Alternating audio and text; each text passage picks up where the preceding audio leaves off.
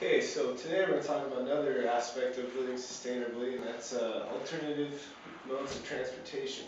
So we got this bike on Craigslist, which is a complex adaptive system in itself. We bought it locally, and we're reusing the materials instead of this thing just getting thrown away in a junkyard. Yeah, so we're keeping the system closed, reusing materials, and not letting it, exit. Yeah, so the autonomous agents would pretty much be anyone who uses transportation, which is pretty much everybody nowadays. Yeah, and the emergent behavior would be finding an alternative way of transportation, like using the bike here.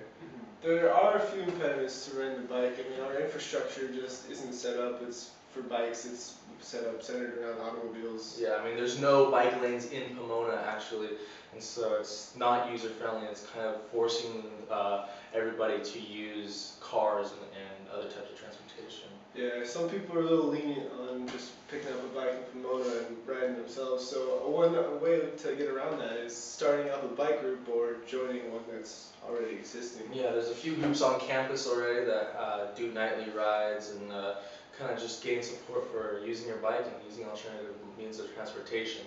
Yeah, so this will empower our autonomous agents into having to be less dependent on oil and going to the pump every week. Yeah, and what it's doing is it's minimizing the economic dependency and economic control, because we become in control of our means of transportation and the power and energy that we're using up, because what we're doing is using our own energy to create the movement. So instead of gas, just good old physical manpower. Yep. So anyways, he's gonna be riding the bike to school every day now. I got 6 miles from here to campus.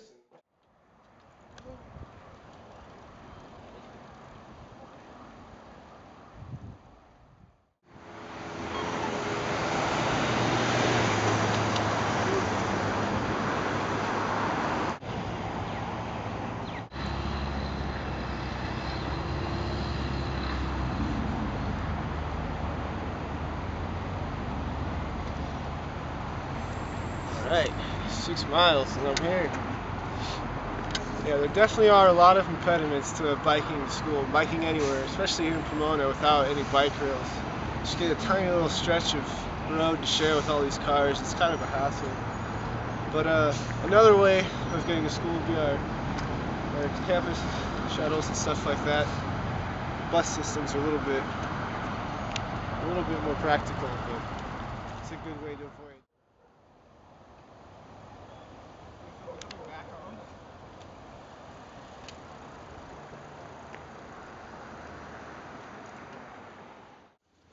There we go.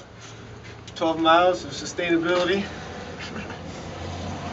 Not too bad.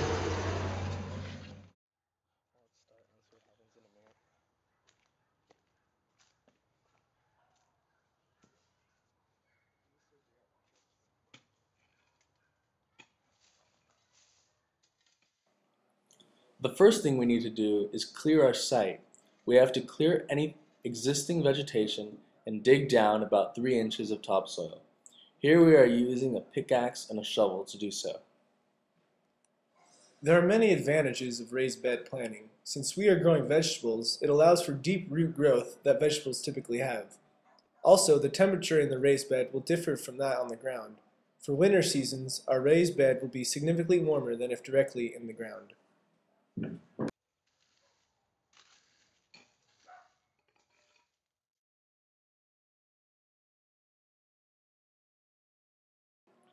Here to make our vegetable garden, we are using materials we found on site at the house.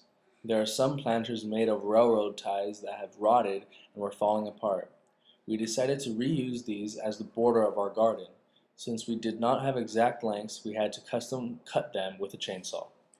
This is an example of the cradle-to-cradle theory and McDonough's theory that waste is food. As in nature, we are utilizing all resources available and not wasting anything.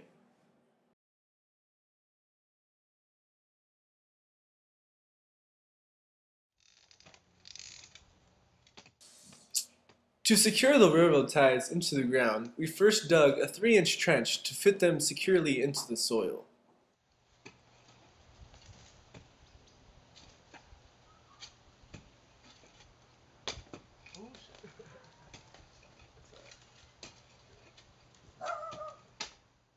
This will prevent them from wear and tear and will ensure a retaining boundary for the vegetable garden.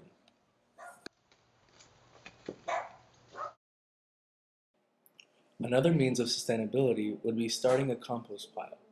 It allows the natural processes of decomposition to break down our food waste into an organic material that can be used in our soil to provide nutrients for the plants. This offers a closed-loop cycle since food waste, like vegetable scraps from our plates, can be turned into nutrients for the plants we will grow and eventually consume.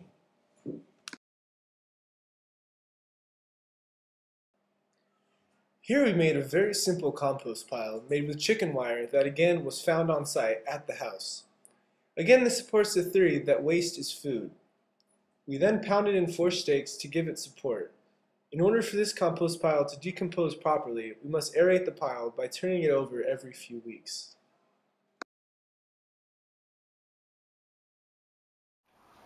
So another aspect of living sustainably that we decided to incorporate was starting your own vegetable garden.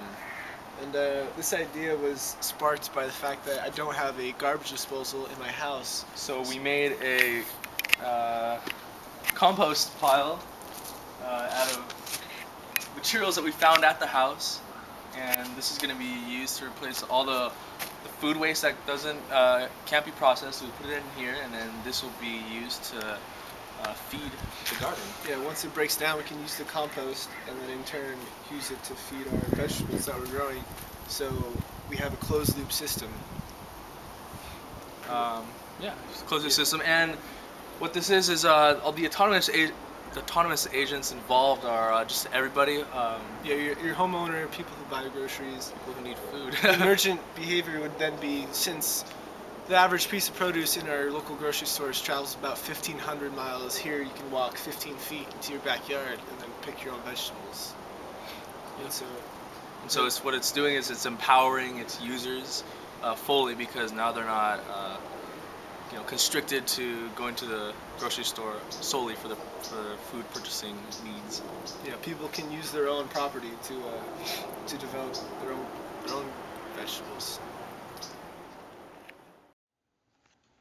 So another home repair that I had to do was replace the garage door. It was the original garage door for their house, so it was about 6 years old. So it was falling apart, and we had to have it replaced. So the way this garage door is a little bit sustainable, it's insulated. It has a polyurethane insulation so that it'll keep the garage a little bit warmer. And not only that, but I got windows. This garage before was just completely dark, totally like a dungeon, and this brings in a lot of natural light so that I have to use less lights on the inside of the garage. And one way we're going to make this project sustainable is most people, when they have their garage door replaced, just have their old one hauled away, thrown in a junkyard, they never see it again.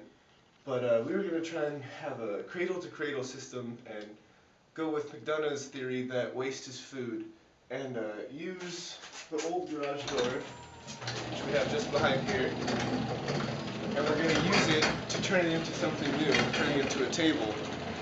So that's our plan. We got a big, huge garage door. It can't serve its purpose as the door because it has too many gaps, but we can use the wood. It's still fine. We're going to try and turn it into a table.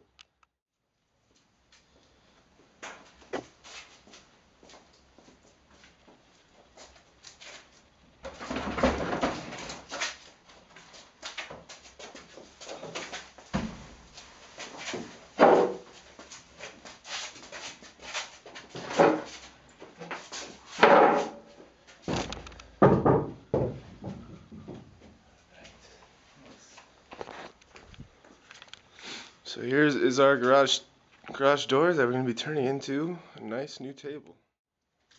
So one of the first things we have to do is make our line for where we're going to cut. And then we got our nice little chalk line right here. So just set that up. Make a nice little pull.